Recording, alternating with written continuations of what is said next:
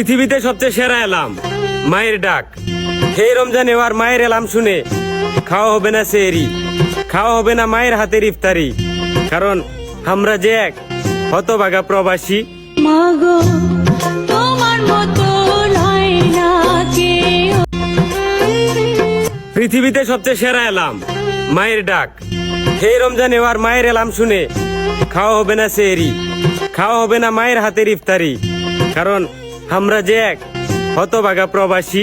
মাগো তোমার মতো হয় না কেউ। কেউ জিজ্ঞেস করেছে আমি কি চাই? হ্যাঁ, কেউ কি জিজ্ঞেস করেছে আমি কি চাই? সবাই শুধু নিজের চাওয়ার কথাটাই বলেছে। এই প্রেম প্রেম বালচালের মুখে আমি মুক্তি পাই। প্রেমের কোনো কষ্ট নেই আমার তো ভাই একটাই কষ্ট যে আমার আপন মানুষ বুঝলো না, যাদের সাথে আমার রক্তের সম্পর্ক তারাই আমাকে বুঝলো না। নইলে এইসব মানুষের সাধ্য থাকে আমাকে ঠকানোর, আমাকে কষ্ট দেওয়ার। আরে ভাই, মানুষের দোষ দিব না, মানুষের দোষ দিব না।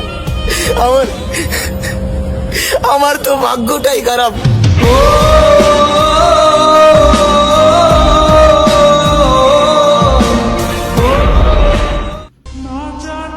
ঘুম থেকে উঠলেই ডিউটি, ডিউটি থেকে আসলেই ঘুম, এভাবেই অর্ধেক জীবন শেষ আমার মতো হাজারো প্রবাসী ভাই বোনদের।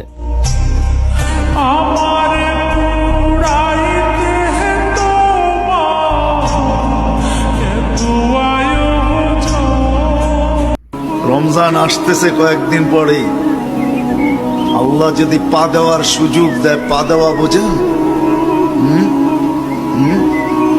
আপনারা তো বুঝবেন না, বুড়ারা কোত্থেকে বুঝবেন, যুবকরা বুঝবো। রান আউটের নিয়ম হলো দৌড়াইতে দৌড়াইতে দৌড়াইতে ব্যাটের আগা যদি দাগের ভিতরে ঢুকায় দেওয়া যায় তো রান আউট থেকে বেঁচে গেল। আল্লাহ বলে দৌড়াইতে দৌড়াইতে যদি রমজানের সীমানায় পা দিয়া মরা যেতে পারো তাহলে পুরা পিছনের বৎসরের গুনাহ মাফ। মাইরান করি হেঁকে করে করলে কিলো অন্য ফলাইছে দে এটা কর না, এত কষ্ট করে দই, এত কষ্ট করে রান করে।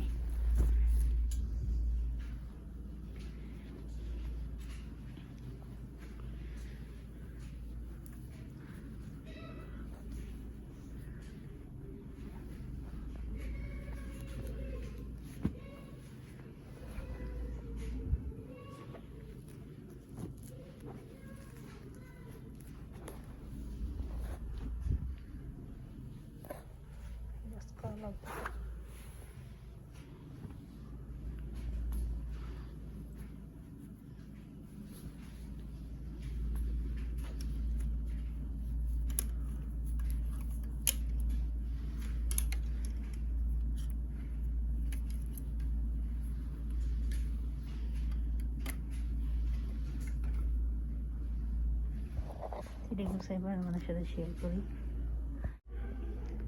বিসমিল্লাহির রহমানির রহিম। আসসালামু আলাইকুম ভাইয়ারা, আপুরা, সবাই কেমন আছো?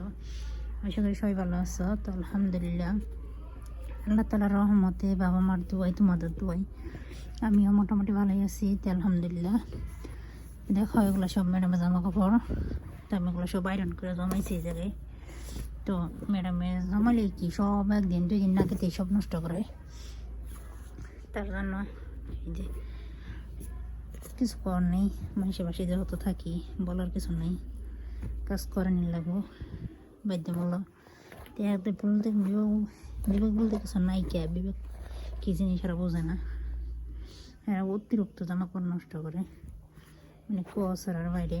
আমি মনে করলাম এত পরিমাণ নেই, দেখ আমার হাতে বসে দেখো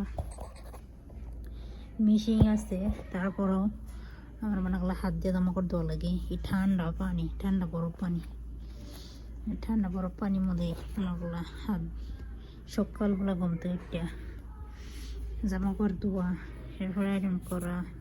তোমরা আমার প্রতিটা ভিডিওতে দেখবা জামা কাপড় আয়রন করার ভিডিও, এরপরে মনে করলা জামা কাপড় ধোয়ার ভিডিও।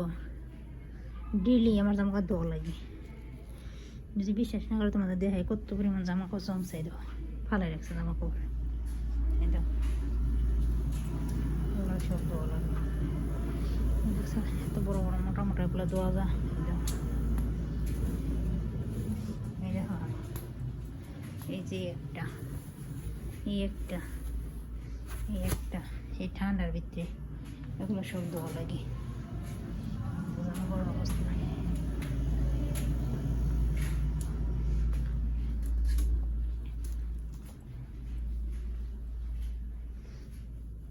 তো আয়রন করে শেষ করা যায় না, একদিন দিয়ে শেষ করবার দিয়ে জমে ধোয়া লাগবে।